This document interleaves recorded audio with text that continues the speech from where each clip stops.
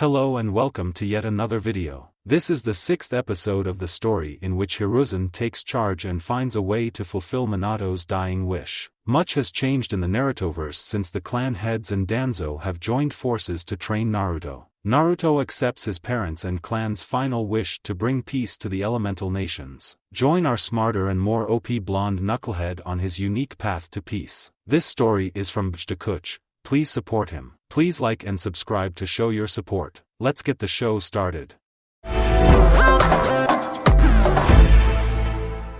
Kage Summit. Although the damage to Konoha was not nearly as bad as it could have been, there was still a good amount of damage to clean up and a funeral to plan. Hiruzen was grateful for the people over at Tandy. If they hadn't broken through Kabuto's mental defenses, then Konoha would have suffered far worse. Unfortunately, the morning after the invasion, Ibiki presented a report to the Hokage detailing the loss of 8 Tandy members and the escape of Kabuto. There were bone shards in the bodies of the Tandy Shinobi, which pointed to a nearly extinct bone bloodline. The loss of Kabuto hurt. Hiruzen didn't want that kind of enemy out there plotting. However, it was a worthy trade in return for his village still standing. Hiruzen has taken advantage of their new ally and dispatched a team of ninja to go to Wave and recruit Tazuna and some builders to help with the reconstruction effort. He sent Kakashi along with Team 8 to recruit and escort the builders back to Konoha. When the ninja got there, Tazuna jumped at the opportunity to repay a debt and 50 villagers volunteered to help with the effort. Team 8 was stunned to see the Great Naruto Bridge and Kurenai had to scold Kiba for inappropriate comments about Naruto. The villagers made it very clear that they wouldn't tolerate such comments about their hero. When Naruto regained consciousness, he found that he was in bed with Anko. Both were clothed in loose t-shirts and a pair of his boxers. He didn't think too much into it. Instead, he wrapped Anko up in his arms and placed a soft kiss on her cheek. The soft that escaped her lips brought happiness to Naruto. After a morning celebratory session, Anko limped downstairs behind the blonde. Tsubaki gave them a knowing smile in the kitchen and told them they were to report to the Hokage when they woke up. Tsunade and Jiraiya were already out assisting with the village repairs. They grabbed a quick breakfast and headed out. They decided to run to better survey the damage. While running, Naruto felt Kurama stir in his mind. Damage report, Q. Naruto thought internally. Well, Kit, you severely strained your chakra coils.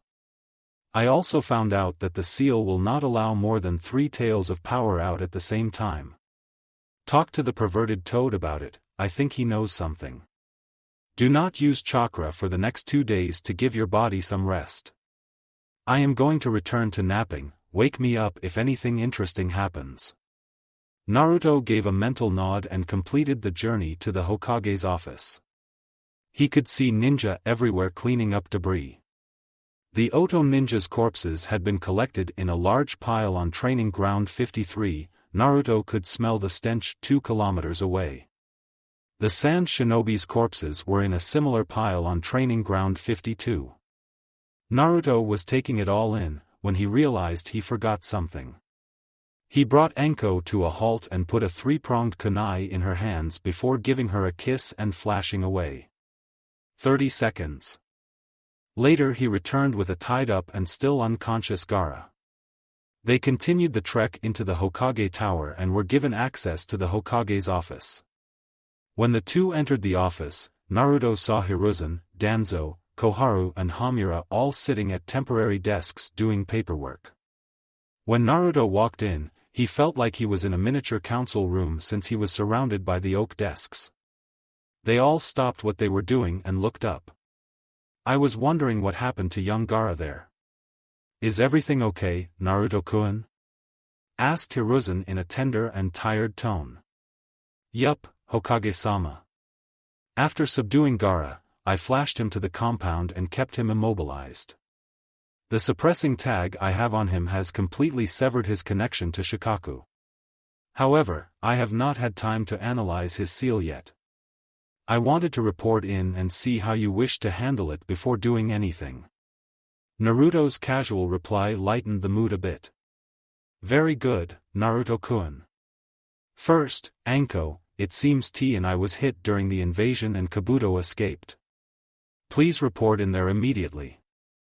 Hiruzen's voice now had a worn edge to it. Anko nodded, gave Naruto a kiss and departed. It was then that Danzo spoke. Naruto-kun, could you please locate Gaara's seal and explain to us what we are working with here? Sure thing, Danzo-gi. Naruto looked to the Hokage to get a brief nod before continuing. He removed Gaara's shirt and located the seal over Gaara's heart. He was so appalled and angry at whoever made it that it caused Kurama to stir. When Kurama took the seal in, his reaction was much the same.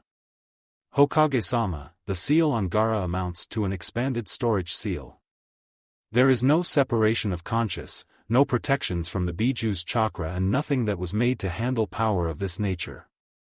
I can only assume it was made to make Gaara a ticking time bomb that the sand could drop on its enemies.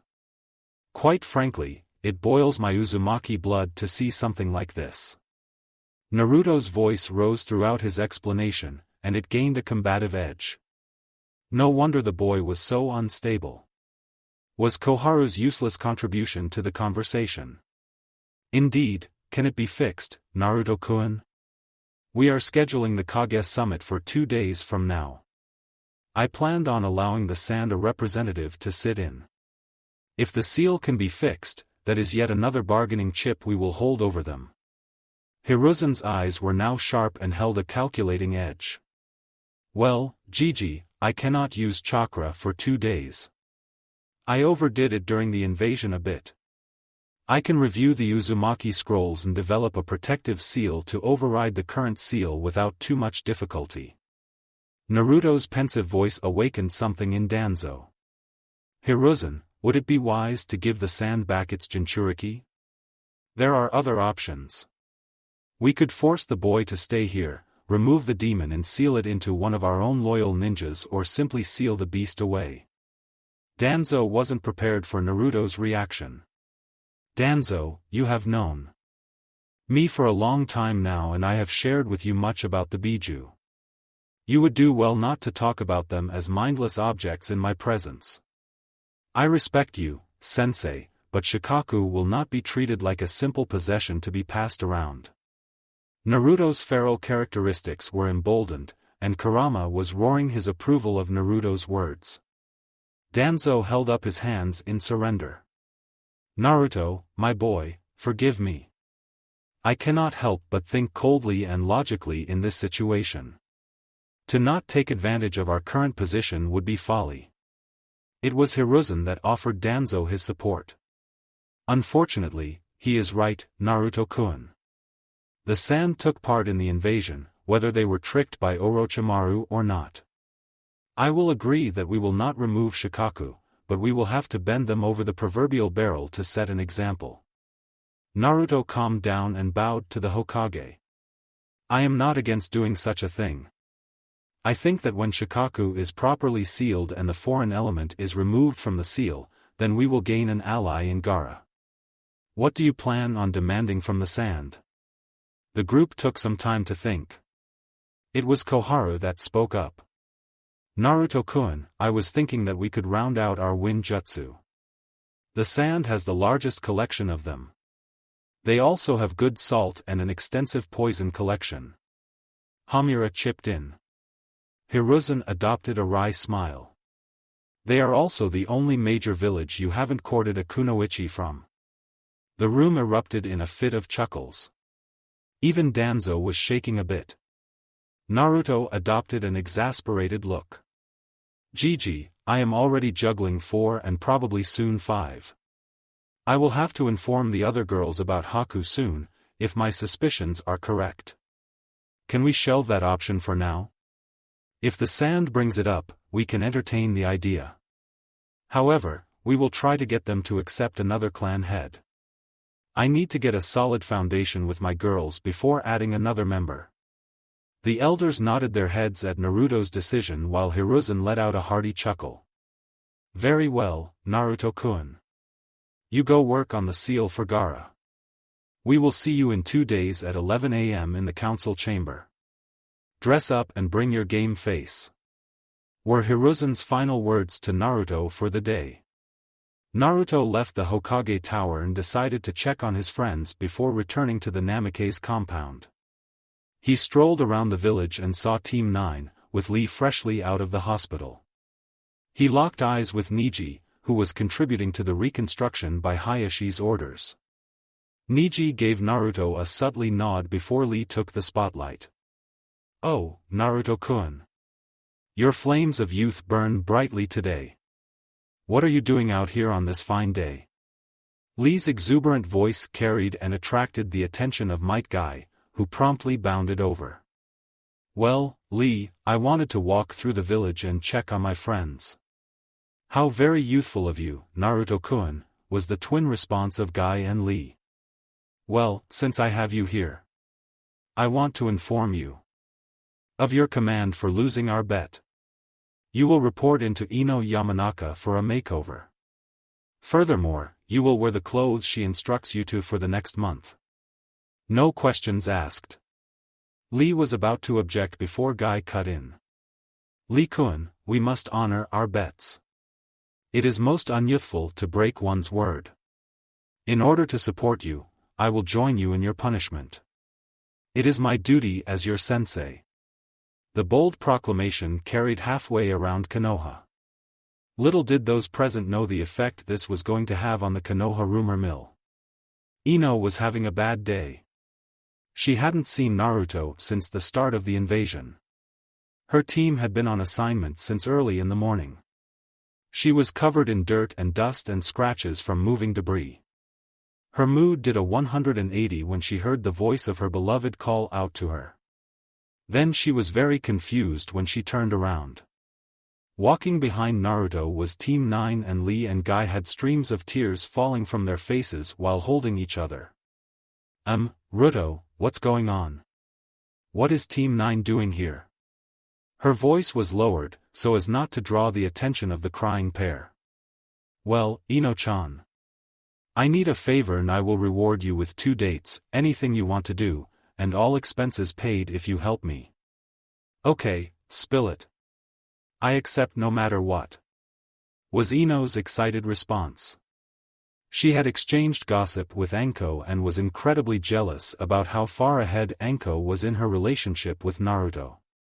Not to mention, Anko made the sex sound absolutely mind-blowing. She didn't know if she was ready for that yet, but she could start with some foreplay. "I need you to give Guy and Lee a makeover. You're free to express yourself with them. Here is 20,000 Ryo to get them started with new wardrobes. They have to listen to your fashion sense for the whole month, no questions asked." Naruto's excited reply was caught by Shikamaru as he strolled over to the group. "How did you manage that, Naruto?" Shika asked in a lazy tone. "I won the bet between Lee and myself for the Chunin exams," was Naruto's simple reply. At first, Ino was daunted by the task. Then she gained a devilish grin. She wouldn't have to see those green monstrosities for a whole month. Oh, she was going to have fun with this. She instructed Guy and Lee to meet her in the market tomorrow at 9 a.m. for makeovers and shopping. They ceased their tears and gave her an enthusiastic reply.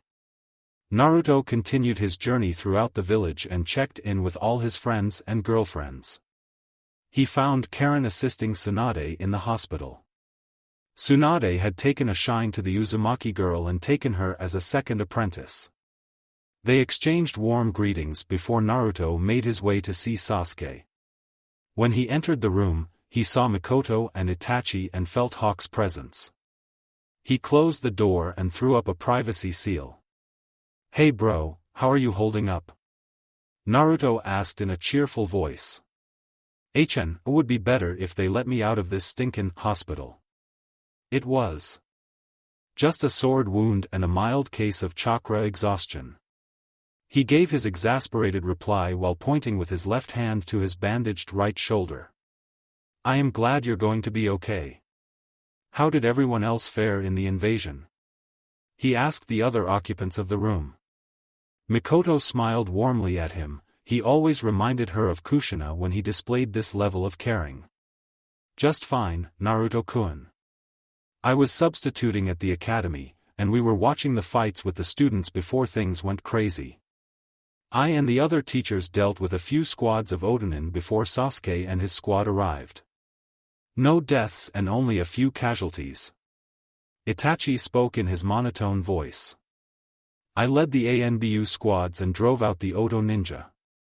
Even though there were nearly 1,000 enemies, they were pathetic. We suffered minimal losses. You should know, Kuma perished. His funeral is tomorrow night. Naruto's face fell. Kuma was a close friend of his and Naruto hadn't seen the gentle giant since the Mizuki incident.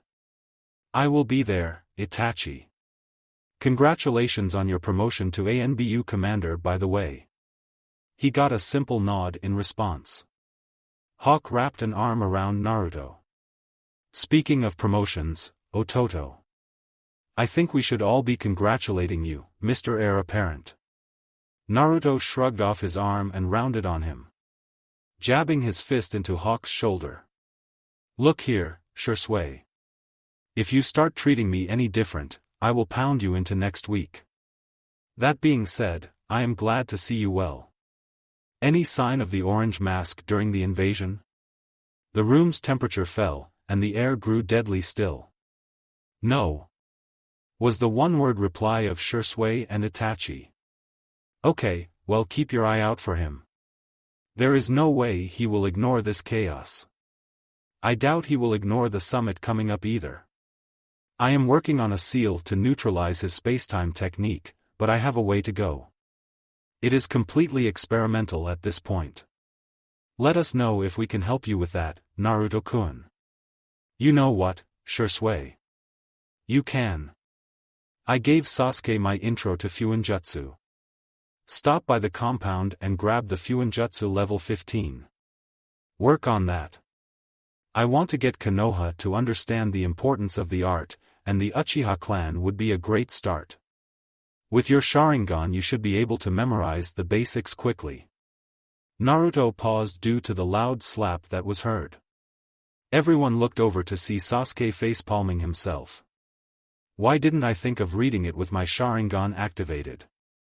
Sasuke cried out in an exasperated tone. Not only that, Sasuke, you can use it to memorize the brush movements and kanji formula as well. Naruto chirped in a playful tone. Really, though, I want somebody I can bounce ideas off of. If you guys become proficient, it would really help me develop a new seal to deal with that orange bastard. Everyone in the room nodded their heads, even Mikoto would try to take up the art. The applications of Fuinjutsu were simply too numerous to continue to ignore it. After that, Naruto said goodbye to the Uchiha and returned to his compound. 2 days later, Naruto was dressed by Tsubaki, Tsunade, and Hitomi into a formal kimono. It was the black and gold style of the Namikaze clan. The gold trimming provided an elegance and the gold Namikaze symbol was over his heart. On his back was a golden Uzumaki swirl that provided a backdrop to an orange rendition of the Kyubi. The Kyubi emblem had its tails splayed out behind it and was in the process of sideswiping with a menacing snarl on its face. Q helped with the design and was mighty proud of his likeness. After final touches were applied, Naruto departed with Tsunade to the council chamber. Naruto arrived in the chamber 10 minutes early to find Ai, Yujito, B, Samui, Anoki, Akatsuchi, a golem guard, Kuratsuchi, Mei, Zabuza, Chojuro, Haku and a San Jonin named Baki around a circular table. All heads turned to him when he entered, and he greeted everyone before taking a seat in a chair next to the Hokage's seat. The Hokage entered shortly after and opened up the conversation. My fellow Kage and representatives. It is an honor to host this summit.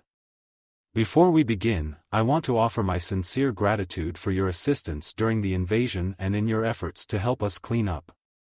He paused her to bow. Naruto stood and bowed as well with his Kage. Moving on to the issue at hand, we will now address the treaties as they were written.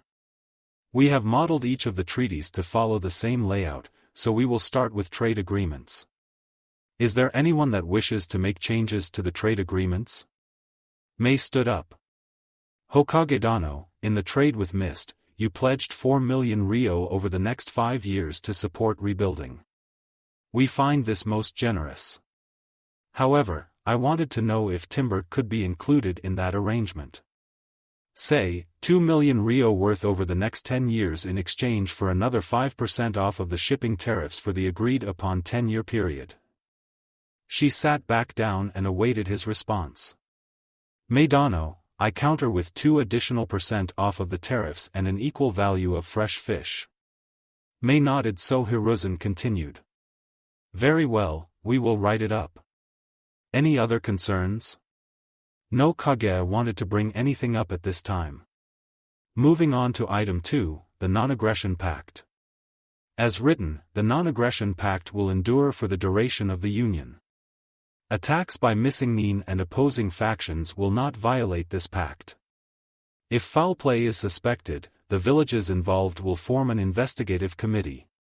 If foul play is proven, sanctions will be imposed on the offending party by all parties linked in this agreement. I now open the floor. Anoki stood at this time. Hokage and other fellow Kage, as you know, there is much resentment concerning my decision to enter this treaty. I am aware of a sizable faction that has taken root in my country to directly oppose the union of stone and leaf. I pledge to do all I can to eradicate dissenters. If you come across them, you have my full authority to deal with them as you see fit. I wanted to make this known in good faith. AI stood up as well. Although the dissenters are fewer in Lightning Country, there are still a few who bear old grudges. I pledge the same as the Tsuchikage and would ask for the same understanding.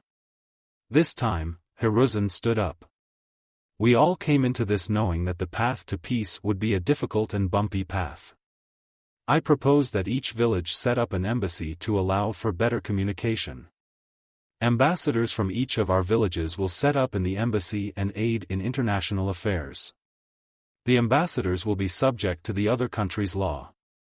If there is a supposed violation of that law, the Kage will review the case in an international court of law.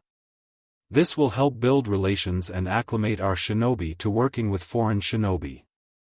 The room took a minute to mull this over. AI stood up. I will admit that I trust a few of your ninja. I propose that each Kage has the right to screen and select the ambassadors that will be in their nations. There were multiple nods in agreement to this. Very well, that will be added to the second item then. Moving on to the third item. Naruto-kun wishes to address the Kage on this subject. Hiruzen said, opening the floor to Naruto. Honorable Kage and counselors, it brings me great joy to see this day come so soon. I have shared with you my vision for peace and a better world. I swear to you that I have conveyed my true feelings to you.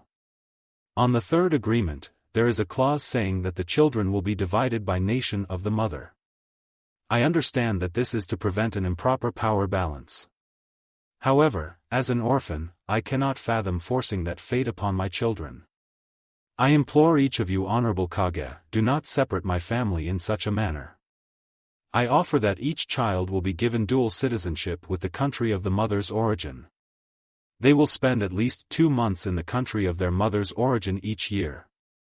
I propose that upon their 14th birthdays, the children will take up a post in the mother's country of origin. I know that this is asking a lot, but I implore your understanding in the matter. Naruto bowed over at the waist throughout his overture. The sincerity of his words could not be doubted and moved each Kage present. AI countered Naruto's proposal. Naruto, I do not doubt your words. I do not doubt your integrity. You will find when you become a Kage that not all decisions are ours to make. This treaty will have to be ratified by all daimyo and village councils. This is also a large concession. Is there anything the Leaf is willing to offer in return for such a concession? Anoki and Mei nodded at this. They wanted to trust the boy, but knew they were going to face the same issues. Hiruzen looked to Naruto. He knew this issue was important to him and wanted to see how the boy would handle it. Naruto swallowed before addressing the Kage. Uzumaki clan Fuinjutsu is a world-renowned art. The seals of my lost clan offer vast improvements to everyday life, village security, and have combat applications. I demonstrated their combat effectiveness in the finals. Upon my rise to the Hokage position, I will share levels 1 through 5 with the nations that agree to my proposal. I will share one additional level per child that I am blessed with. I have in my possession up to 15 levels of sealing mastery. I am currently a level 10 seal master, the highest I am aware of in the elemental nations. I have seals that can improve many things your villages would be interested in. I would be willing barter the more complex seals out individually, should they accept my agreement. The Kage were experienced politicians, but they couldn't contain their excitement at this. The small, poorly hidden smiles let Naruto know he was winning this exchange. Hiruzen looked uncomfortable. Naruto knew it was because Naruto had not shared such knowledge with the village yet, but Naruto would handle that shortly. It was Mei that stood up and accepted the amendment first, followed by Ai and Anoki. Hiruzen took over at this point. On to item 4, the marriage and placements of the brides-to-be. It is proposed that the marriages will occur simultaneously shortly after Naruto's 15th birthday. That gives us a little over 1 year. The proposal is to make each woman the ambassador to Konoha from your respective villages. Are there any issues with this proposal? Mei stood up. Naruto-kun. It has come to my attention that in addition to Samui and Kuratsuchi, you are dating 2 Konoha shinobi as well. Is this correct? Naruto stood up and addressed the room. Yes, Mizukage-sama. That is correct. I intend to court Anko Mitarashi and Ino Yamanaka with the intention to marry. I have spoken with all women involved and demonstrated that I will be able to attend to their needs effectively. I understand that this seems rather salacious of me, but I assure you, I hold love in my heart for each woman. Mei felt she had to speak out on behalf of the women of the world. Era, and how, pray tell, do you plan on attending to the needs of so many beautiful women? Naruto crossed his fingers and 5 copies of himself appeared behind him. They all sounded off at the same time. Mizukage-sama, I assure you that they will not want for my affection. Each clone ended the statement with a sly wink at the Mizukage, who sat down with a blush on her face. The male Kage each adopted a look between a proud smirk and a jealous outrage. Are there any further objections? Asked Hiruzen in a tone that pleaded for no more. Ai stood up. Naruto, will there be a head wife? Ai stopped when he saw Naruto stand. Forgive the interruption, Raikage-sama. There will be no such position. I have made it abundantly clear to my girls that they will all share in my love equally. The Uzumaki clan history laid out some ground rules for polygamy that I intend to honor. First, the wives will become sisters and share in all things equally. I intend for this to apply to those that take the Uzumaki or Namikaze name. Second, all current wives must agree upon any new addition. This gets slightly confusing since I unintentionally started courting all wives around the same time. However, I did get the 4 current women to agree to each other. Naruto paused to catch his breath and compose his thoughts. Mei stepped in during this brief pause. Kiri is offering a bride as well, Haku Momochi. Will she be accepted into this group of sister wives? Naruto nodded. Mizukage-sama, I understand your concerns. I made the offer to Haku when I met her in Wave. She will be afforded the same opportunity as the others. I will remind each of you. I will not marry for anything short of love. I care not for possessions or promises of power. If any girl chooses not to marry me at the end of this year, it will not affect items 1 and 2 of the treaty. The absolute confidence of his statement left little room for argument. Each of the Kage nodded the consent and let the final issue of the treaty stop there. Hiruzen stepped up to let them know that they will each get an amended copy of the treaty to take back to their villages. Baki stepped up after remaining quiet for the whole meeting. Honorable Kage, will the San be included in any of this? All Kage looked to Hiruzen to respond. Ah, yes, Baki-san. We invited you here to be transparent. Surely you understand the position your village is in. I am working with the Konoha Council to complete a list of demands to take back to your council. Since you have no Kage, it will not be possible for you to sign this treaty. I would ask that you remain in the village until that is complete. The elegant way in which Hiruzen brushed off his request made him sit down and hang his head in defeat. Anoki took advantage of the momentary pause to bring up the most important topic of the day to each Kage. Naruto-kun, Hokage Dano informed us that you know of a jutsu that can defeat paperwork.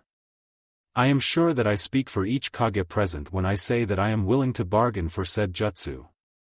Excited nods followed Anoki's statement, and a playful gleam appeared in Naruto's eyes. Whatever could you be talking about, Anoki Dano? His playful tone was evident. Hiruzen loved when this side of Naruto was not directed at him. AI stood up and slammed his hands on the desk. Quit fooling around, Naruto. We are serious. I will give you an open IOU from Kumigakure for this secret. The other Kage quickly matched AI's offer. Naruto smiled broadly and crossed his fingers. The clones went around the table and collected the papers that were scattered about. I will give you each a copy of the jutsu scroll that I just used. It is called the Shadow Clone Jutsu. I will make you swear to only teach this jutsu to your successors. This is an Uzumaki clan jutsu exclusive to Konoha. I will advise you ahead of time to read the warnings attached to said jutsu. I look forward to cashing in the IOUs. Hokage-sama, can you please draft a document detailing the agreement between each Kage here and the Uzumaki Namikaze clans? Hiruzen chuckled at the look on each Kage's face and nodded to Naruto. He called an end to the summit, and everyone made their way out of the council chamber. Samui, Kuratsuchi and Haku joined Naruto for a lunch date while the Kage joined Hiruzen for a celebratory drink in his office. This was a big step forward for the elemental nations and it led to the Kage and their escorts pre-gaming in Hiruzen's office before bar hopping around Konoha. The rowdy group accidentally added 20,000 Ryo to the repairs Konoha needed thanks to a rowdy AI, a demonstration from a plastered Anoki of his dust release and be partially transforming into an octopus. Hiruzen later labeled the repairs as diplomatic collateral damage. Freeing the caged bird a week after the Kage summit, Naruto was summoned to the council chambers again. When he entered, he saw the Konoha council joined by the Hyuga elders. He had been expecting this sooner rather than later. Hiruzen opened the meeting in a deadly serious voice before he laid the charges out before Naruto. The Hyuga clan has filed a formal complaint against the Uzumaki clan for direct interference in clan affairs. They cite the incident between Naruto Uzumaki Namikaze and Niji Hyuga. They demand recompense for violation of clan rights and compensation. How do you answer these charges, Uzumaki Namikaze-san? Hamura read out the charges in an emotionless tone. Honorable Council, I reject those charges in their entirety. I was in a fight against a Hyuga opponent. Before the match was called, I simply demonstrated a superior way for the clan to protect their Dojutsu while securing my victory in the match. Was his sarcastic reply. It was met with absolute outrage by the Hyuga side of the council. Naruto-kun would ask you not to intentionally rile up our guests. The Hyuga clan's charges are serious, and we bore witness to them. Hiruzen's voice cut across the room and silenced the Hyuga. Hokage-sama, do clan practices and rights allow them to subvert the laws of Fire Country? Naruto asked in a sing-song tone that dumped a proverbial bucket of ice water on the Hyuga present. No, Naruto-kun. Clans are not exempt from the laws of Fire Country. Well then, Hokage-sama. It is my duty to inform you that the Hyuga clan's practice of applying the caged bird seal is in direct violation of Fire Country's anti-slavery policy. The caged bird seal does not simply seal away the Dojutsu. It is actually modified from a prisoner seal that the Uzumaki clan developed. It is the same seal I applied to the prisoners from Sand, except my seal is far more humane. Once again, outrage erupted from the Hyuga present and one of the elder Hyuga made a lunge at Naruto with his Byakugan activated. In response, a whole squad of ANBU appeared in front of Naruto with their kodachis drawn. This halted the advance. "Explain, Naruto-san," was the demand from Hamura. "Very well, I call Hizashi Hyuga and Niji Hyuga to the council floor," Naruto said in a professional tone. At Hiruzen's gesture, a squad of ANBU went to retrieve the pair of Hyuga. They appeared 10 minutes later with a confused Hizashi and Niji. Naruto turned to Hayashi. "Hayashidano, please don't use it, but will you demonstrate for the council the hand seal that activates the prisoner function of the seal?" Hayashi reluctantly rose from his seat and Hitomi stood with an arm on his shoulder. He formed a unique hand sign. "Hayashidano, will you explain the effects that activating that hand sign has on bearers of the caged bird seal, please?" Naruto's request turned into a demand when Hayashi saw the looks of the other counselors. He took a deep breath before explaining.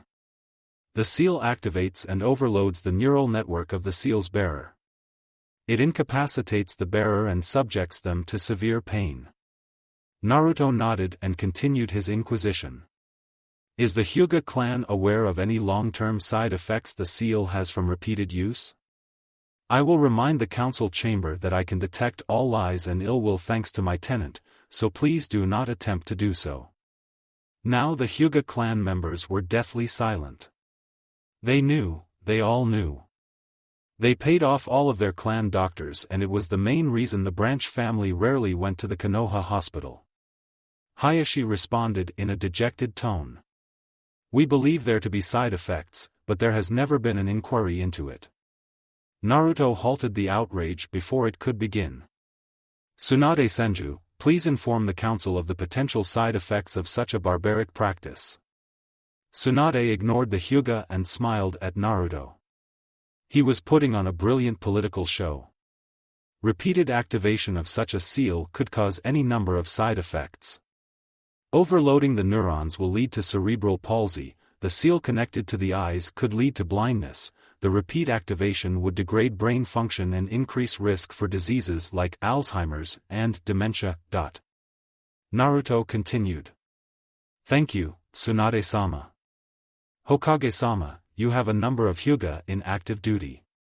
As your ninja, they fall under your purview. Will you continue to allow a practice that actively degrades the quality of your shinobi force when there is an alternative sealing method to protect the Dojutsu?" Naruto paused for dramatic effect. "Hokage-sama, before you answer, here is a letter with the seal of the Fire Daimyo. I took the liberty of informing him of my intentions before the finals." An ANBU took the letter from Naruto, inspected it and then gave it to the Hokage. The silence and tension in the room was palpable as the Hokage read the letter. Hiruzen looked up at Naruto, then over to Hayashi. "ANBU, please escort the Hyuga elders, sans Hayashi and Hitomi, to the waiting room for dignitaries. They are not to leave said waiting room until I give permission." 3 squads of ANBU materialized and escorted the screaming Hyuga elders out of the council chambers. The Hokage let out a deep breath before looking at Hayashi. "Hayashidano, by order of the Fire Lord, your clan is to cease and desist in the use of the caged bird seal. Any and all attempts to use the seal will be seen as a direct violation of the Fire Lord's will. The Hyuga clan will pay Naruto Uzumaki Senju a just price for his services in removing the caged bird seal from all Hyuga clan members." Hayashi was a mix of emotions. He knew Naruto was helping him find a way out of the use of the cursed seal. He had supplied him documents over the past couple of years detailing the seal itself. However, he had to put on an air as the clan head. "Hokage-sama, you can't be serious. This boy violated my clan's rights, now you wish to force me to use his services.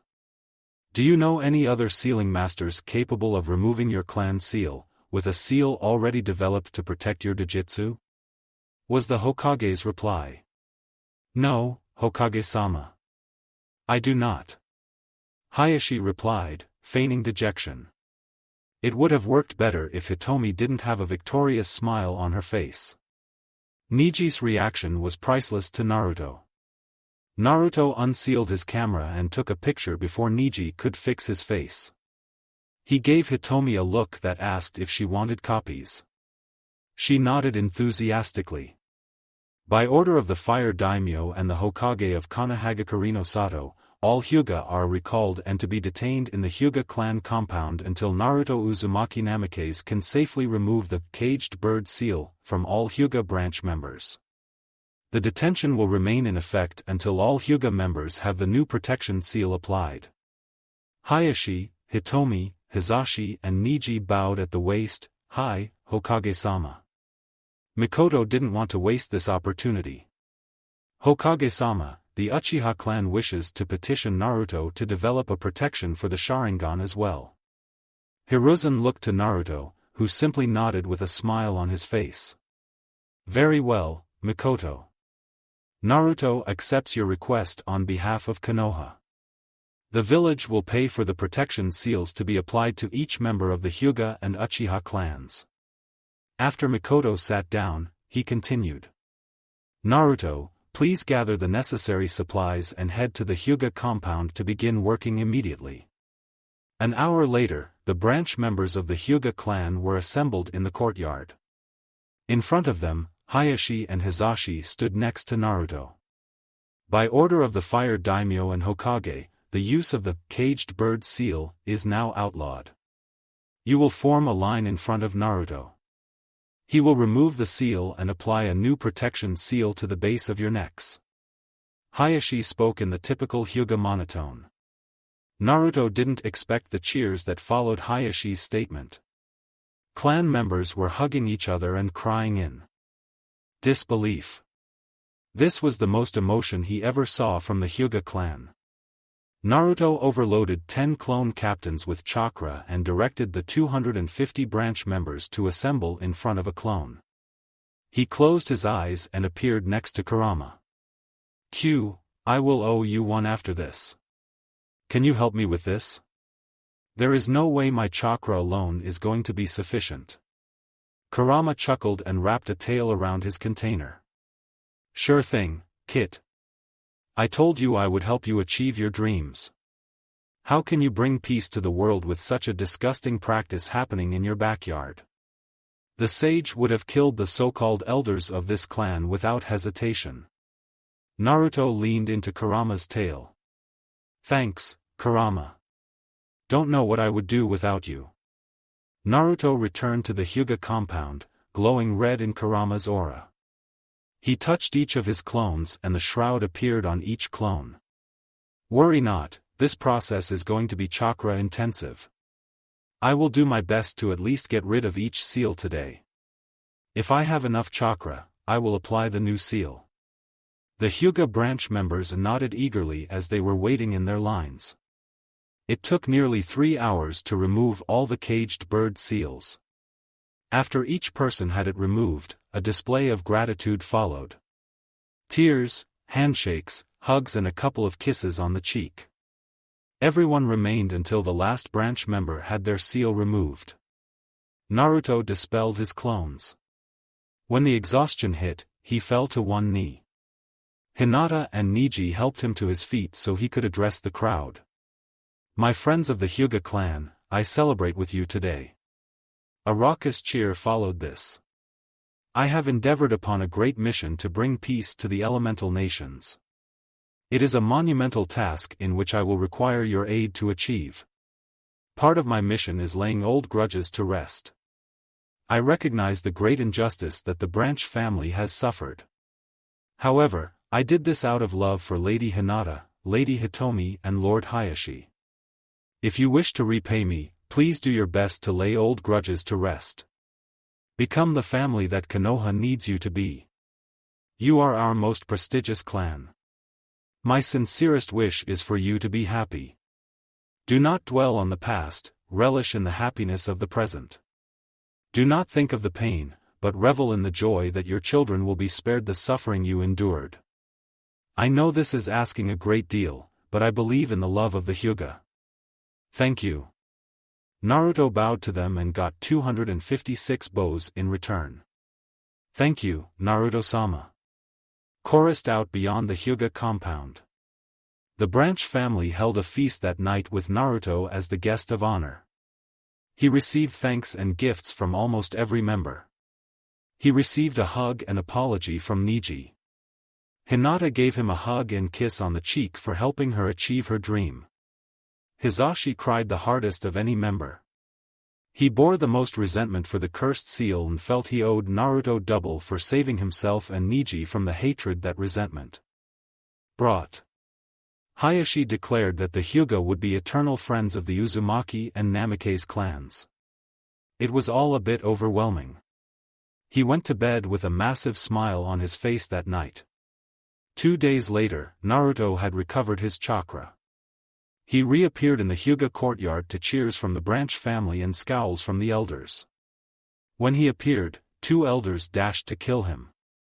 Hayashi and Hisashi killed them in less than 10 seconds.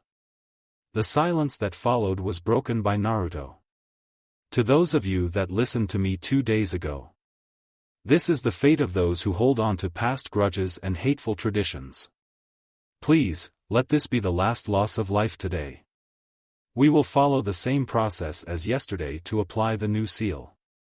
I apologize for any discomfort the new seal causes.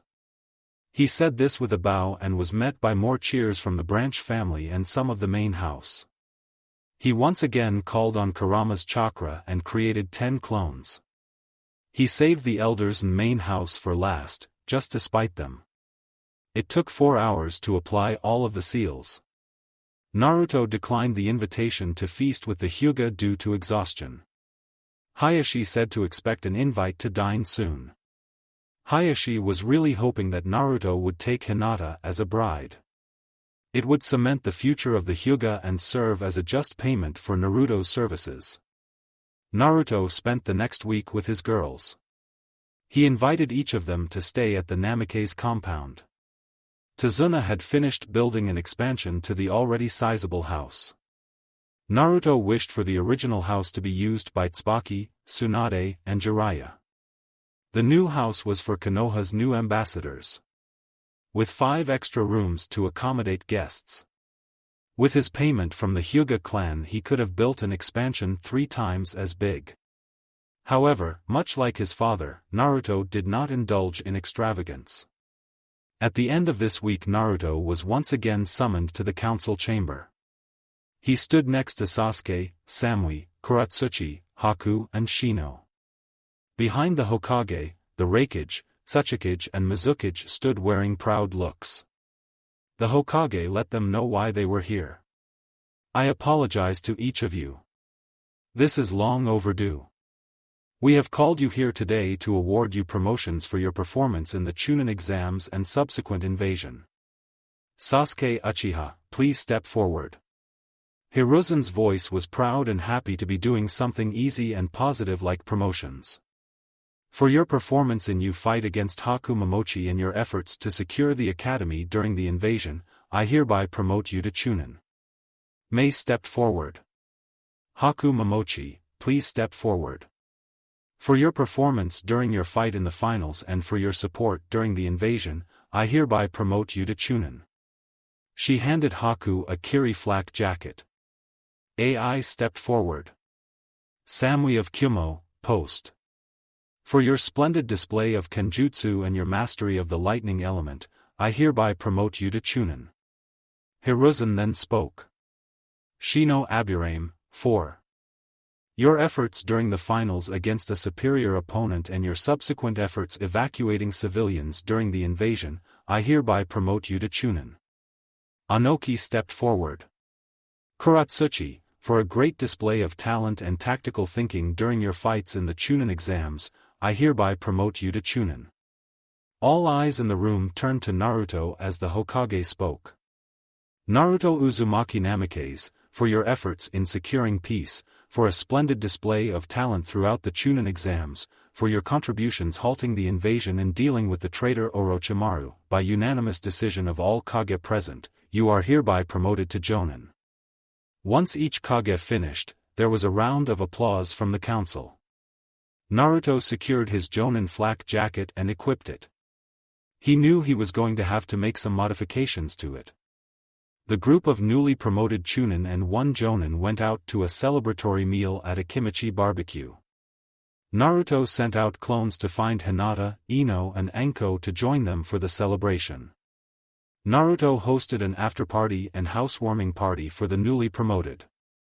That night ended with 4 girls accompanying Naruto to bed. Hinata stayed until the group went to bed, but she was too shy to ask to stay the night. Returned to Kumo, Kiri and Iwa all Kage admitted that they had stayed too long in Konoha and must return to their villages. They were not expecting to enjoy the trip/vacation so much. Samui, Haku and Kuratsuchi were going to return to their villages to pack up their possessions and move to Konoha. Naruto created 3 overloaded clones and put stabilization seals on them to accompany each group back home.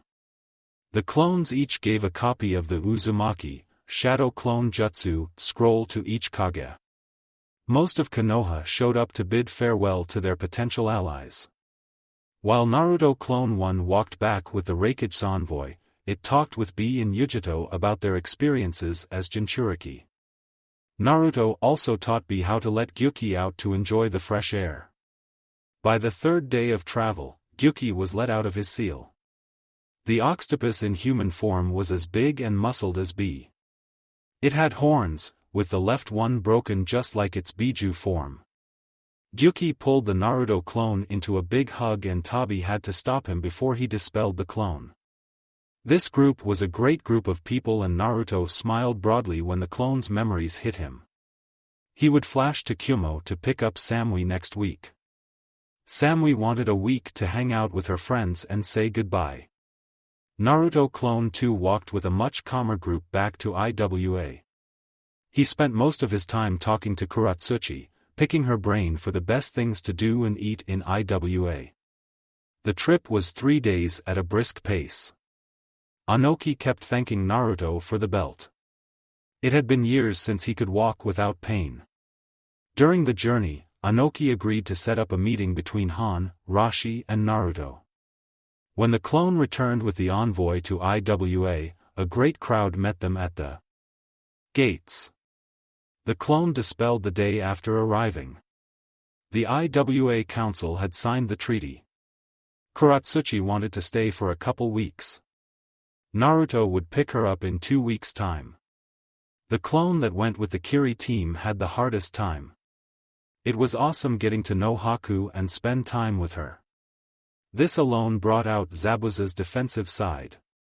However, the clone had to dodge advances from the Mizukage and Zabuza's sword for most of the way home. Mei kept comparing Naruto to Zabuza and would wrap Naruto up from behind. She positioned her massive bust on top of Naruto's head and would keep teasing Zabuza. The Naruto clone was thankful for his master's agility training, because he would have been forcefully dispelled by an enraged Zabuza without it. The clone noticed that Mist Country was in rough shape. Decades of war will do that to a place. When they returned to the hidden Mist Village, a very worn-out Ao greeted them. Naruto said his goodbyes and Haku told him to pick her up in 3 days. He gave her a 3-pronged kunai with instructions to channel chakra into the seal and throw it if she needs him. On the 3rd day the Naruto clones were escorting the Kages. Naruto was forced to stop his research into a barrier that would isolate a certain space from another space and time. His clones were repeatedly thrown in other dimensions that were void of anything, disappearing into black holes or suffering other gruesome deaths. Honestly, he would rather keep researching than going to the Hyuga estate.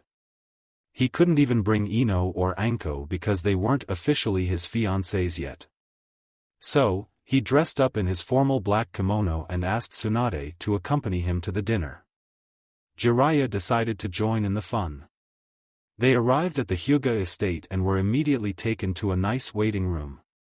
Soon, they were guided to a dining hall where the whole Hyuga clan was assembled. Many members jumped to their feet and started clapping politely as he entered. Hayashi was seated at the head table with Hitomi, Hizashi, Hinata, Niji and Hanabi. Naruto, Jiraiya and Tsunade noticed the absence of the elders. Hayashi stood up and addressed his clan. "Let us welcome our honored guests." After a round of clapping from the Hyuga, he spoke again. "Please enjoy the feast and night of festivities in honor of Naruto Uzumaki Namikaze and the uniting of our clan." At this cue, servers came out and placed appetizers on the tables. After the head table began eating, so did everyone else. Tsunade, never one to pull punches, opened the conversation. "So, Hayashi, I am noticing there is no table for the clan elders. What is that about?" Part of the resolution to move forward was to strip the clan elders of their positions and power.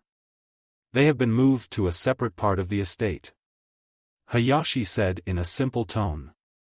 "Wow, that's a pretty big deal. I assume they are not taking it well. Are you concerned about backlash? They are under surveillance and confined to the compound. In order to prevent any brash decisions, we found this to be the best option. I would rather 10 clan members suffer than the whole clan." Hitomi cut in. There was a clan meeting with all members present.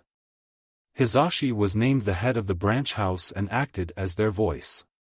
He petitioned for a clan-wide vote on removing the elders from their positions. Hayashi honored that request, and this was the result. That happened a couple days ago and already the atmosphere around the clan brightened significantly. Naruto took this turn to speak. "A wise decision if you ask me. Elders should be respected, but if they refuse to adapt to changing tides, then they will drag your clan down with them." Hayashi and Hitomi gave a quick nod to that statement. "Naruto-kun, I am sure you know that we are in your debt. Although we have already allied with you clan, I wish to strengthen that bond." Everyone at the table knew where Hayashi is going with this. The normally subtle clan leader was broadcasting his intentions. Naruto responded before he could complete the thought. "Hayashi-dano, I am honored by your gratitude, but your debt is paid. I am about to embark on a journey to the Sage Woods to visit the Kitsune clan. I do not wish to add any more to my responsibilities at this time." Hayashi frowned slightly but remained undeterred. "Well, I wish you luck on your journey."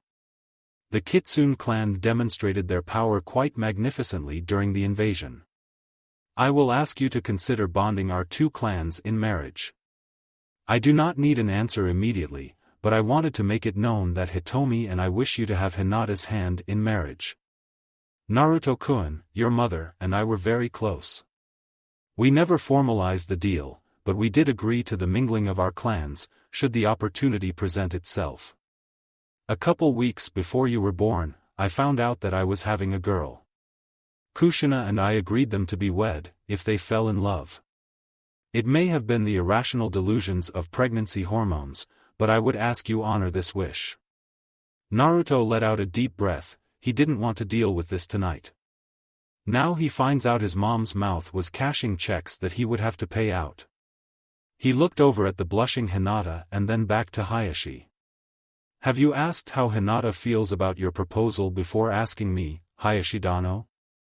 I have known of her affections for a while, and I admit that she is a wonderful young lady. However, you are aware of my stipulations for marriage." Hayashi and Hitomi both nodded. "Very well, Hinata-chan, is it your wish to become my bride?" Hinata was crimson. She had come a long way in her confidence and being around Naruto. However, nothing could prepare her to answer this question. Her voice caught in her throat and resulted in a squeak coming out. Naruto waited patiently. Finally Hinata nodded her head and said, "Yes, Naruto-kun. He looked at Hayashi and Hitomi. I would like to formally ask permission to court Hinata. I will not promise marriage. As you know, my other bride's Tobe will have a say in this. I will, however, court Hinata with intentions toward marriage. Hayashi and Hitomi smiled broadly. Even Niji smiled at this before Hayashi stood up and announced it to the clan. Well, shit. Now this is going to get around fast, was Naruto's single thought on the matter. The dinner continued without further incident. Jiraiya kept making Naruto drink with him and praising him as his muse. Tsunade couldn't begrudge Jiraiya for living vicariously through Naruto, though she did still smack him on his head for his antics. Trip to the Sage Woods 3 weeks after the Hyuga dinner, Naruto had all his girls gathered together in the newly built living room of the expansion. He did the clone shuffle and cuddled up next to all the girls simultaneously. The topic of discussion tonight was Hinata. Naruto and his clones took turns speaking so that the girls never knew who was the real one. Okay, girls. I promise I am not doing this on purpose. 3 weeks ago, Hayashi Hyuga formally offered me Hinata's hand in marriage. I don't know why. This always happens to me. The girls laughed at his antics. They were each more than happy to snuggle in with their Naruto. Unsurprisingly, it was Anko that took the lead. Damn, Ruto. 6 girls before your 14th birthday. That is quite the pace you're setting. Her playful tone earned chuckles from the other girls. Samui added, I used to think guys that wanted harems were disgusting. Now look at me. She then planted a fat kiss on her Naruto clone. Haku laughed out loud as her clone tickled her. If it were anybody else, I would agree with you, Samui. But this is Ruto. How can I not adore him? She then jumped onto the clone's lap and initiated a little make-out session. Yup, it is Ruto alright. I have known him since I was 3, along with Hinata-chan, so I don't see a problem with letting her into the club. Ino squealed as a Naruto applied lighting chakra over her budding nipple. She slapped the clone in a playful manner and decided to follow the other girls' examples. Hinata watched the other girls make out with their Narutos. She made eye contact with hers, which happened to be the original, and closed her eyes, inviting him in for a kiss. Naruto obliged. Hinata had an enormous amount of pent-up sexual frustration. She had been watching him date other girls and build his harem. She wanted so badly to be a part of it, but never had the courage to ask. Thus, when she was kissing Naruto, she went from shy and timid to an unrestrained freak. It didn't take her more than a minute to mount him and lead the kiss from there. The girls eventually got their Naruto fix and calmed down, since Naruto made it clear he wanted to talk about something serious. Okay, girls. Kurama has told me that it is time for me to visit the Sage Woods. I need to go and address my summon clan. This can take anywhere from a couple of months to a year. Q has told me that we can stop back from time to time. My plan is to leave a blood clone in my place. It should act like a shadow clone, I don't really know. Haven't done this jutsu before. I am leaving the clone to study under the Hokage and act as the Hokage's assistant. I will leave it instructions to take each of you out once a week. Does that sound fair? Ruto, will this blood clone be able to make shadow clones? Was the astute question from Kuratsuchi. Maybe a couple. Since he will not have a link to Kurama, I don't want him to push it. That jutsu has a terrible backlash. It will have as much chakra as Kakashi and should be self-sustaining. So, it might be able to manage a couple clones, but nowhere near what I can make. Ruto, are we allowed to treat him like you? Was the suggestive question from Anko. I really wish you wouldn't. I should get all of its memories in the end, but I would rather enjoy firsts and save that level of intimacy for us. It was a sweet sentiment and he got nods from every girl except Anko. Naruto decided that a night to bond with each girl was a good idea. He went with each girl into their own room. Anko got her month's worth of sex out of the real Naruto that night. The rest of the girls enjoyed make-out sessions with light petting. Naruto was the most surprised, yet again, by the fierce transformation of Hinata in the bedroom. The next day came all too soon and the group was eating breakfast in the kitchen. Naruto had let Q out the previous night and saw Q in the kitchen with Tsum. She gave a casual greeting to the other girls. It was no mystery what her and Q were doing. Naruto wondered if there were anything he could do about the memories of Q and Tsum.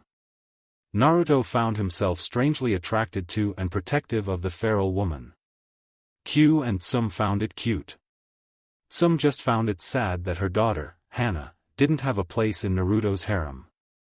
Additionally, she found it surprising how well the girls got along. She just marked it up as a credit to Naruto. The Hokage, Jiraiya and Tsunade showed up toward the end of breakfast to see Naruto off. Naruto went through hand signs a liter of his blood that he had saved up formed into a blood clone. He confirmed with the blood clone that it understood his instructions before stepping into the middle of the training grounds. He summoned Kurama, who then reverse summoned him to the Sage Woods. The girls looked at the blood clone and realized that it just wasn't the same. Hopefully, it would be able to give them their Ruto fix. Naruto appeared next to Kurama in the Sage Woods. There were massive redwood-like trees that spanned as far as Naruto could see. The trees seemed to be around 30 feet in diameter with some standing above others with 50 feet in diameter trucks. The ground-level foliage was rich and fairly dense with brown pine needles filling in where green left space. There was a vibrant forest life in the area, between the squirrels Naruto could see and the deer running beneath the redwood trees. Kurama made a sweeping motion with his head that told Naruto to follow him. They bounded through the forest for 1,520 minutes before things changed. Naruto could see a clearing about a mile or two in diameter that was peppered with massive trees. The base of the biggest tree must have been 200 feet in diameter. He saw kitsune scurrying around the clearing. They had anywhere from 1 to 6 tails and were a variety of colors. They varied in sizes from Labrador retrievers to mammoth-sized creatures. Naruto noticed that there weren't any fox kits running around but figured he could ask Kurama about that later. As Naruto and his partner appeared at the edge of the clearing, all foxes turned and bowed to Kurama. Kurama's voice carried across the clearing. "It is good to see you all again, please return to what you were doing." The motion returned to the clearing. Kurama shrank down to a lion-sized fox with his 9 orange tails swinging behind him. In this form, his shoulders were at Naruto's shoulder height. An envoy of regal-looking foxes made their way to greet Kurama. 2 7-tailed foxes were in the lead, flanked behind by 5 more. The lead fox on the left had a beautiful brown fur coat, with patches of white at its paws, underbelly and around its left eye. There were battle scars on its snout and it gave off a dominant aura. The lead fox on the left had a dark blue coat that shimmered with a purple sheen. Naruto saw that his one's underbelly was a soft purple, and he could make out teats. The face carried a gentler, but no less powerful, visage to it. The foxes in the rear were clearly older and smaller. Their whiskers were grayed, and their fur didn't shine like the 2 in front of them. Their auras were also not nearly as flamboyant despite them having 6 tails. "Greeting, Lord Kurama, welcome home," came the soft and elegant voice of the fox on the right. All foxes of the envoy bowed their heads in respect to Kurama. "Ah, Khaleesi, it is good to see you again. Fenric, I thank you again for your help dealing with those snakes. Elders, it has been too long. Have your whiskers grayed more or is it just me?" Kurama's playful greeting put the group at ease. Fenric answered, "Lord Kurama, it is good to see you again. Thank you for calling me out for some fun. I am always up for a snake hunt." The elder in the center stepped forward, as impudent as ever Lord Kurama. We were alive when the sage, may Kami rest his soul, chose you. It has been a century since we last saw you. So, forgive this old fox for graying a bit. It is all in good fun, Henrik. We have much to discuss, but before we gather in the council let me introduce you to my partner and our newest summoner, Naruto Uzumaki Namikaze. All foxes bowed their heads and Henrik beckoned them to follow him to the biggest tree in the clearing. Before entering the tree, all foxes shrunk down to the size of a Great Dane. After they entered, more foxes followed. Soon the massive room, complete with a balcony overlooking the main seating area, was filled by the Kitsune clan. The meeting began by Kurama telling his story and the reason for his absence. After he had spoken, Henrik explained the Kitsune's past century. The Kitsune had been in trouble without their fox lord present. Since Kurama's departure, they have not been able to conceive new kits, which had left the clan distressed. Any pregnancies would fail, and the lack of new blood had massive ramifications for the clan. Evidently, Kitsune received chakra blessings from Kurama when new kits were in the womb. These chakra blessings ensured a successful pregnancy. Naruto was distressed to hear this. After the Kitsune recognized his right to speak, he began. As of right now, Kurama is sealed inside me. We have found workarounds for this, such as his summoning me letting his soul inhabit a human form. If you honor me as your summoner, I will do my utmost to create a portal that is linked to here from my home village. I am a Fuinjutsu master and will be able to link our two realms, should you allow it. Naruto concluded with a bow to those assembled. Khaleesi spoke, do you have the authority to create such a portal? And we cannot give access to our realm to any human. There were many nodding heads to this. In 4 years, I will become the leader of my village. If I cannot get approval to do it before then I will create the portal when I become Hokage. As I said, I am a seal master. I can create the portal so only the Kitsune clan and its summoners may use it. The Toads have one such portal outside of Konoha. Fenrik then spoke, that is all well and good. However, Lord Kurama is sealed inside you and your souls are linked by the Shinigami.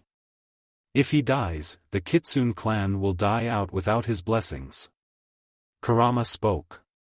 I will leave the Kitsune clan's scroll in the possession of the elders. Should we fall, however unlikely it may be, either Fenrik or Khaleesi will take over the clan. Your blessings should be sufficient to birth the kits. They will not be as strong until you grow your 8th tail, but it will do for a worst-case scenario. Kurama's tone was confident and absolute. One of the elders spoke up in a wheezy voice. Lord Kurama, surely you are not content to be sealed in such a human. Would it not be best to kill him and begin your reformation? You are a fool. Do not sleep through my words. A power far greater than mine bonds us. The Shinigami himself has bound our souls. Until we repay the Shinigami, if he dies, I die. There is nobody foolish enough to attempt to trick the Shinigami. Death will always win out in the end. The elder backed away with his head bowed, ears down and tails between his legs. Naruto spoke up. I pledge to return to these woods once a month so Kurama can bless any kits. This is a priority to me, and it brings me to my next question. I have spoken with Kurama, and he wanted me to get the approval of the clan. I wish to make the Fox clan a family contract for the Namikaze side of my lineage. Murmurs broke out among the crowd of foxes. It was silenced by Kurama's growl. This human kit here has earned my complete trust. He has accepted and purified my hatred for humanity. I wish to leave this decision to the Kitsune clan as a matter of respect. Now, I will hear a vote on this. His voice echoed throughout the chamber. Khaleesi then put it to a vote. Kitsune had a rather unique way of voting. They raised their tails. Therefore, the more powerful members of the clan carried more weight in their vote. The final count was 420 taels in approval with 60 taels against the measure. Kurama let out a pleased growl from his throat. Good, now on to the next matter. Where is Kitsureu? An old gray fox stepped forward in response to Kurama's call. Good to see you again, old friend. I wish you to instruct Naruto in the ways of the kitsune. Once he has mastered your teachings, you will see if he can learn senjutsu. Gasps and chirps erupted from the foxes in attendance. Kitsureu bowed his ancient and graying head. It will be done, Lord Kurama. The meeting was brought to a close and Naruto went to meet and bond with as many kitsune as he could. He created nearly 100 shadow clones that went out and got to know the kitsune. While they were initially stunned, they opened up to in and welcome him into the clan. Just like his effect of his human friends, Naruto's presence brought light and life back to the Kitsune clan. 8 months of training. Naruto had studied with Kitsureu, Fenric, Khaleesi and Kurama for the past 8 months. He worked tirelessly to absorb the knowledge of the Kitsune clan. The only breaks he allowed himself were Sundays when he would return to Konoha for a day at a time. Many other of the battle kitsune enjoyed sparring against Naruto as well. The way the boy used the shadow clones essentially made it so he could learn from anyone who was willing to teach him. He demonstrated his mastery of the kitsune arts after 3 months of training. It was his training in senjutsu that caused him to hit a roadblock. Naruto had been meditating since early childhood, so he picked up quickly on feeling out natural energy. Naruto could feel the natural energy and draw it into himself. However, instead of permeating throughout his chakra system, it flowed into the seal. Kurama could feel the influx of natural energy, but he couldn't release it from the seal in a constructive manner. This problem went on until Naruto forced Jiraiya to give him the key to his seal. Naruto's plan was to unlock his seal and eliminate the obstacle. However, Kurama informed him that doing so would instigate a fight between Naruto's chakra and his. Kurama wouldn't overtly try to kill the boy, but the potency of his chakra posed a great risk to Naruto. Therefore, Naruto trained for the fight to come with Kurama's chakra. Naruto prepared in a cave, far from the Kitsune clan compound. He laid out seal matrices that would help him suppress and control Kurama's chakra. He created chakra storage seals on his own body. He combined these seals into a tattoo of Kurama over his back. Really, the tattoo was just a seal that converted the ink on his back into a permanent genjutsu. The real seals were hidden under the tattoo like genjutsu. Naruto spent weeks storing chakra into the seals to use as a reserve. Using these seals would severely strain his chakra network and tenketsu, but he deemed the risk worth it. At the start of the 7th month with the Kitsune clan, Naruto was ready to open his seal. He removed all chakra restrictive seals, weight seals and gravity seals that he had been using for training. At 14.5 years old, Naruto was going to take on the strongest Biju in existence, at its full power. Naruto placed himself in the middle of his sealing matrix. He activated the barrier that would feed off of the chakra of those within the barrier to maintain itself. If he failed and lost control, he would be locked inside this cave in theory. Naruto meditated and entered his mindscape. He walked over to Kurama and hugged his massive snout. Kurama wrapped his tail around him and returned the gesture. After a "I believe in you, Kit," from Kurama, Naruto approached the seal with the key in hand. The rock that was holding the sealing tag floated up to chest height and showed Naruto the tag. Naruto removed the tag all at once and inserted the key. Suddenly, a pair of hands stopped him. He turned to see his father, Minato Namikaze, staring at him.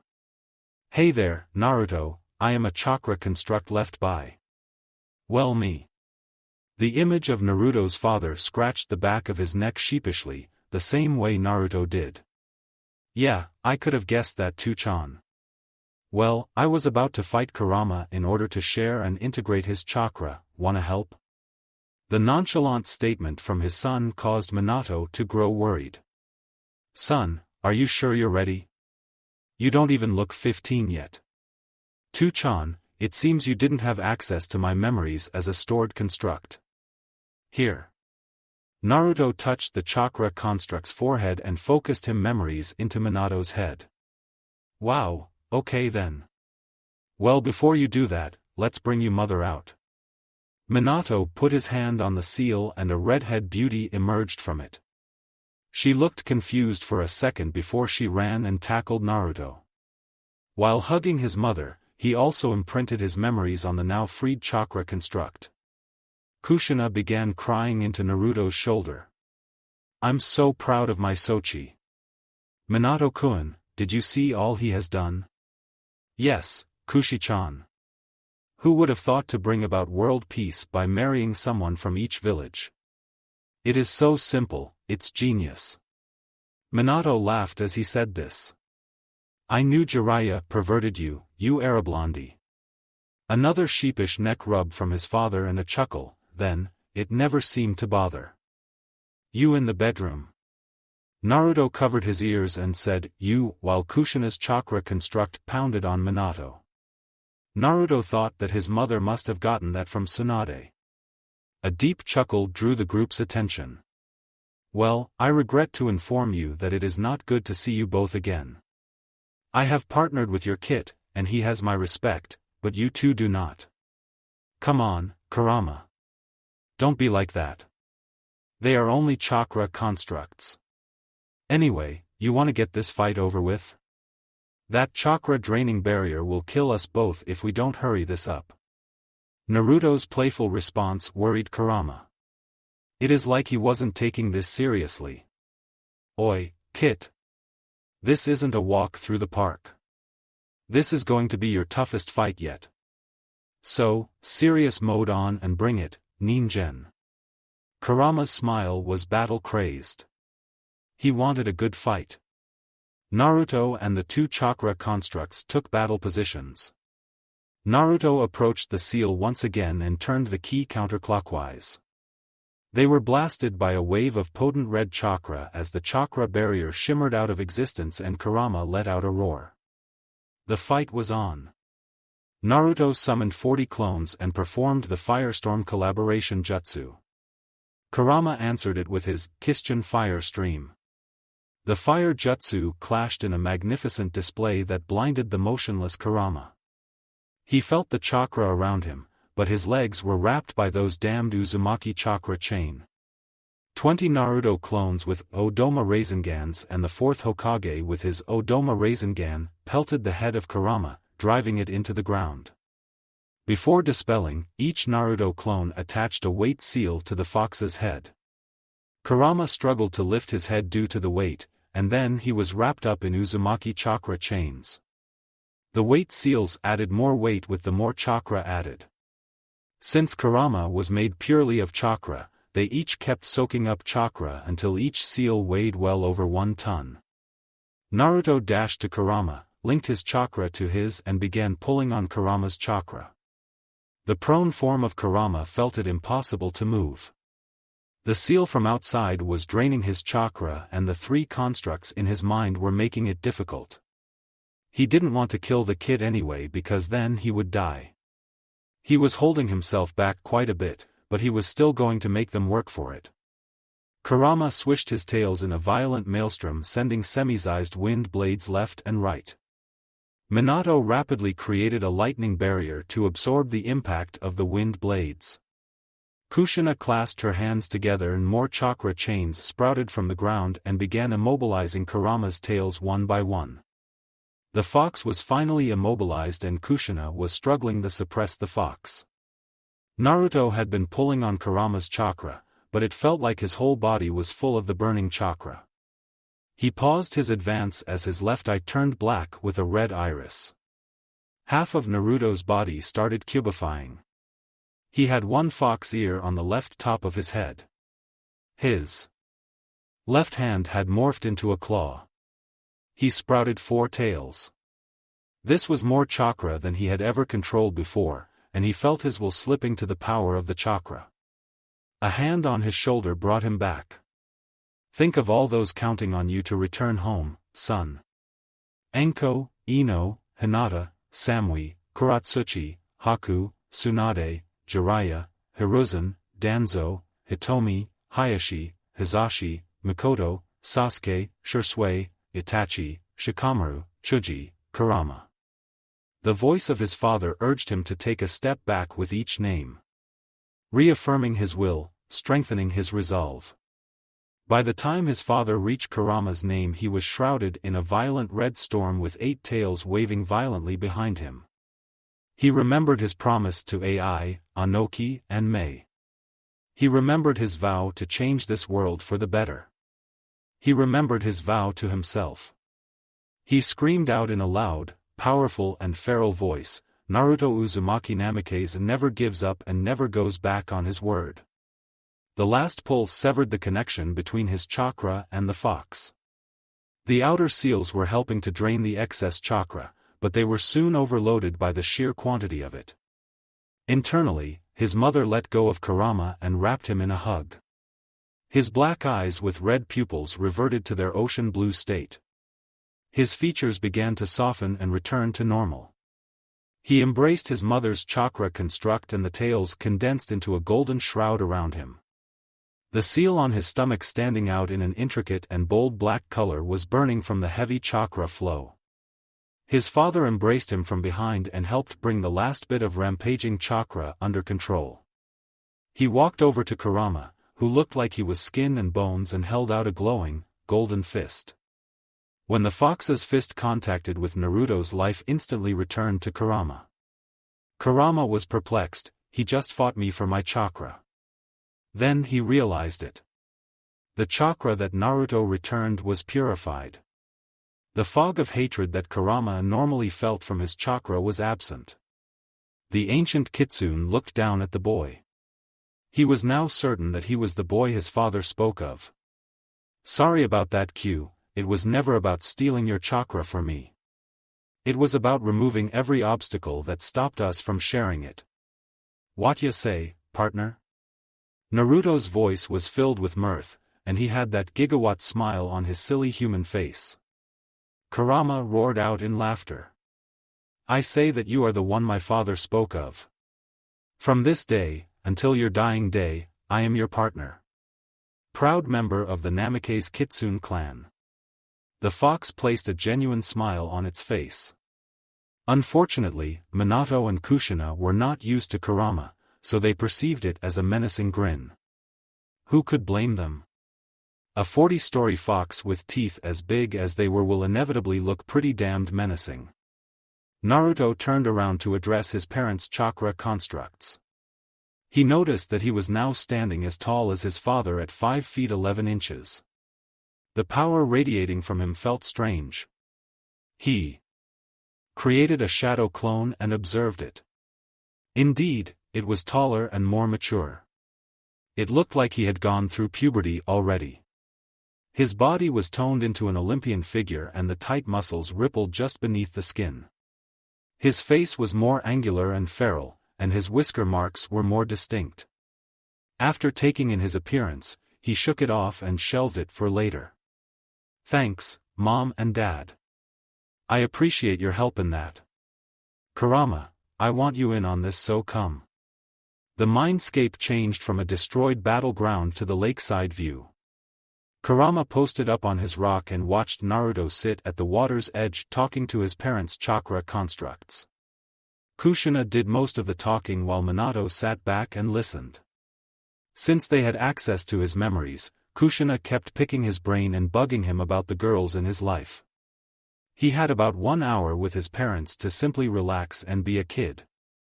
The chakra constructs started flickering and they knew they were running out of time. Kushina pulled Naruto into a deep hug. "Keep true to yourself, Sochi.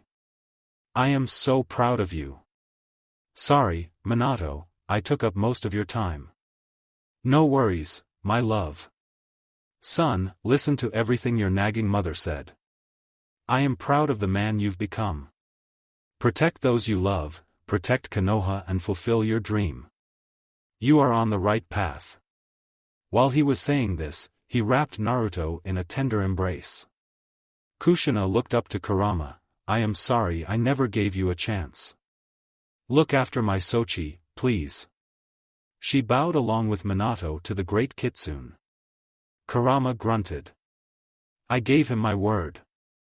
Now you have it too. Rest peacefully in the pure world. Naruto was holding his parents' hands as the chakra constructs blinked out of existence. He wiped the tears from his eyes and went to rest in one of Kurama's tails. Now that the seal was down, Naruto's connection to him felt so vivid. Being near Kurama felt like home. His consciousness fell into a peaceful resting state while wrapped in Q's tail. After Naruto awoke in the cave, he returned to his senjutsu training with Kitsureu. It took him 3 additional days to reach an unstable senjutsu state. The remainder of the month was him perfecting the senjutsu state. Just like every other problem, Naruto found that he could solve it with clones. In battle, he could dispatch clones to collect nature energy and dispel to return the energy to himself. In his full Kitsune Sage mode, Naruto's speed doubled, his sensory abilities went beyond Kurama's own, his strength increased by 5 times and his body was far more durable. He naturally healed fast, but with Sage mode activated he could heal broken bones in less than a minute and lesser injuries almost instantly. The balance of natural energy with his chakra enhanced his jutsu and elevated their potency and scale. The final test of Naruto's senjutsu training was a fight between Khaleesi and Fenric, at the same time. It was a very one-sided contest. Naruto nailed them with multiple combination jutsu and would attack openings with punches and kicks that sent the massive foxes sprawling. They ended up surrendering due to injuries. After the spar was over, it was announced that the first birth in the clan would happen in 1 month's time. The group celebrated with a barrel of Kishin fire whiskey. Not even Naruto's natural resistance to poisons could prevent the hangover he felt the next day. Returned to Konoha, Naruto thanked the Kitsune clan and promised to be present with Kurama for the birth of the first kits in centuries. There were multiple pregnancies in progress and the spirit of the Kitsune clan had never been higher. The clan bid them farewell before Kurama reverse summoned them to Konoha. Naruto appeared in the training grounds of the Namikaze estate, where the girls were waiting for him. They had each made do with the Naruto blood clone, however, they realized it paled compared to the real thing. It was Anko who tackled him to the ground and the rest piled on. He was showered in love, affection, and, I missed you. When he all got the girls to let him stand up, they gasped. Naruto was now a full head taller than all of them. Multiple hands felt out his toned body and Naruto had to stop Anko's hand from exploring elsewhere. Okay, girls. Do you want to catch up together or clone style? He asked while chuckling. The girls looked at each other and then back to him. Clones, please. Naruto laughed heartily as 5 other Narutos appeared laughing as well. They dashed inside and came back out carrying an assortment of drinks and snacks. Each pair split off and caught up with each other. They talked until dinner time. Then Naruto and his clones went to prepare a meal for his ladies, after which the group ate in an amicable peace. Once the group finished eating, the girls told Naruto that they all wanted to spend the night with the real him. Naruto wound up on his bed with 6 gorgeous women. Most people would call this heaven and Naruto tended to agree. Lying on a king-sized bed with 6 horny women in their nightgowns was a slice of heaven. Since Anko was the only one that had crossed the sex line with Naruto, the night ended calmly with the girls falling asleep on top of him. The next morning, he promised each girl a date and some alone time. It was then that his blood clone came to him while he was eating breakfast. Naruto and the blood clone joined hands that the blood clone dispersed in a red mist. As the mist was absorbed into Naruto, 8 months of memories came charging back into his head. He meditated for an hour to sort it all out. That was when he picked up on a key event. The Sand siblings were still in Konoha, and the Naruto clone had been involved in resolving the fallout with the Sand. Flashback 6 months ago. The Naruto clone, just Naruto for this flashback, walked into the Hokage's office. The typical important people were there. "You called for me, Hokage-sama." "Yes, Naruto-kun. The Sand has sent us their response to our demands, and I wanted you to be involved." "How is the Gaki involved this time, sensei?" "Don't tell me it's another marriage proposal." Jiraiya deadpanned at the look Hiruzen was giving him. "The boy already has 6 intended spouses. Isn't that the maximum allowed by the CRA?" Koharu interjected. She was growing sick of this kid being involved in literally everything. "Let's review the other items before addressing that one," Hiruzen said in a cautious tone. He knew Naruto's political harem was stretched thin already. Then that damned Hayashi had to go and throw his daughter into it. The first item was a trade for their captured shinobi. "They claim that they do not have the funds to match our demand," Hamura said in a simple tone. "Well, they don't have much of a choice," Danzo started.